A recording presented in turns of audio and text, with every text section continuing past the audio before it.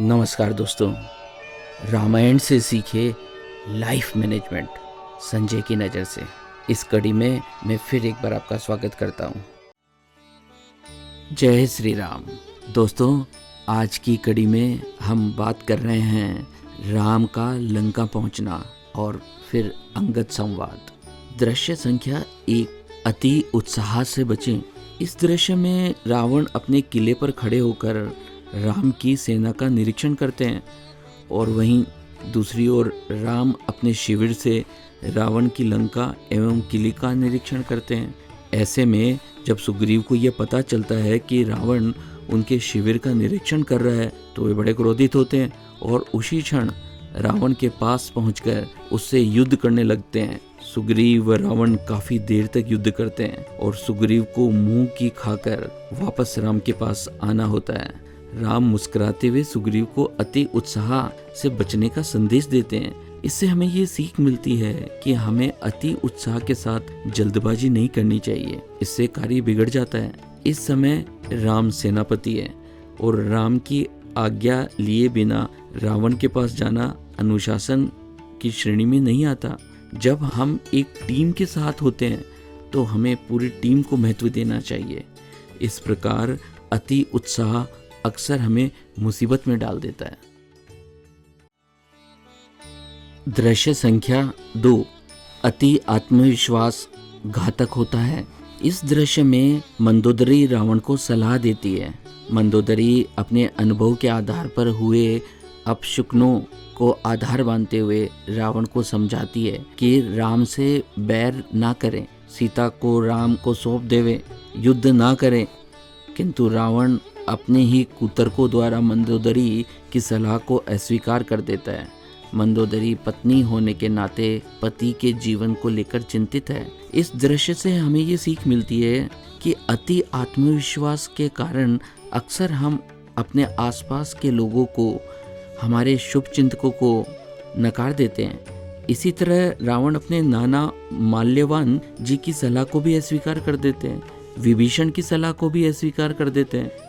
इस प्रकार हमें यह पता चलता है कि रावण अति आत्मविश्वास से भरे हैं और अपना स्वयं का विनाश करने के लिए तत्पर है। माया का पर्दा रावण की आंखों को ढक देता है। अधर्म की राह पर चलने वाला रावण भले बुरे के भाव को नहीं समझ पाता। इससे हमें ये सीख मिलती है कि विश्वास होना चाहिए, आत्मविश्वास भी होना चाहिए, परंतु अति आत्मविश्वास अक्सर हमें अहंकारी बना देता है तथा हम स्वयं अपना नुकसान कर बैठते हैं। हमें सदैव अपने से बड़े शुभचिंतकों व अनुभवी व्यक्तियों की बात को महत्व देना चाहिए। यहाँ यह भी देखने को मिलता है कि राम जहाँ अपने से अधिक अनुभवी व्यक्तियों की राय को स्वीकार करते हैं, वहीं रावण अपने से कम उम्र के सेनानायकों तथा अपने पुत्र की बातों को स्वीकार करते हैं। दृश्य संख्या 3, युद्ध को हर संभव टाला जाना चाहिए। इस दृश्य में राम लंका में अपनी सजी हुई सेना का निरीक्षण कर रहे हैं। राम मन ही मन सोच रहे हैं और आशंकित भी हो रहे हैं कि युद्ध का परिणाम से कितना विनाश होगा। ऐसी अवस्था में कुछ समय बाद ही राम सबको चौंकाने वाली राय रखते हैं। यहाँ राम का कहना है कि हमें शांति का प्रयास रावण के समक्ष प्रस्तुत करना चाहिए। राम अंगद को शांति दूत बनाकर रावण के समक्ष भेजने का निर्णय लेते हैं।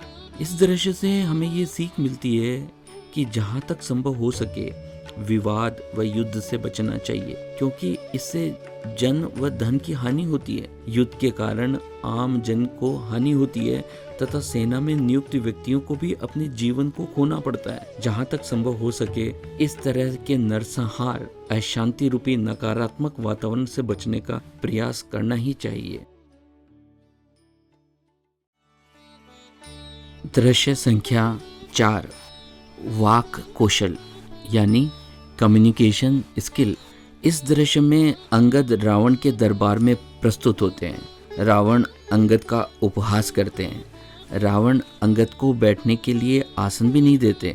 अंगद ऐसी विशिष्ट व विषम परिस्थिति में भी अपने स्वामी के सम्मान को कम नहीं होने देते। अपने संवाद कौशल से रावण को शांति दूत के साथ कैसा व्यवहार करना चाहिए ये समझाते हैं। अपने स्वामी राम की अच्छी वकालत भी करते हैं। इतना उपहास होने के बाद भी अंगद प्रभावशाली तरीके से अपनी पूंछ को बढ़ाकर अपना आसन खुद बना लेते हैं और रावण के समान उन्हीं के समक्ष उच्चतम आसन पर बैठ जाते हैं। इस दृश्य से हमें ये सीख मिलती है कि शत्रु हमें कितना भी कमजोर क्यों ना समझे, हमें अपने संवाद कौशल से प्रभावशाली संप्रेषण के माध्यम से अपनी बात को बखूबी से रखना आना चाहिए। सम्मान पाने के लिए संवाद कौशल का इस्तेमाल किया जाना चाहिए। इस प्रकार रावण अंगद के संवाद कौशल को देखकर मन ही मन डर जाते हैं। इससे हमें ये सीख मिलती है कि एक प्रभावशाली व्यक्तित्व के लिए प्रत्येक व्यक्ति में कम्युनिकेशन स्किल यानी संवाद कौशल होना चाहिए, ताकि हम विषम से विषम परिस्थितियों में भी अपने वाक चातुर्य से अपना व अपने स्वामी के सम्मान को बनाए रख सकें।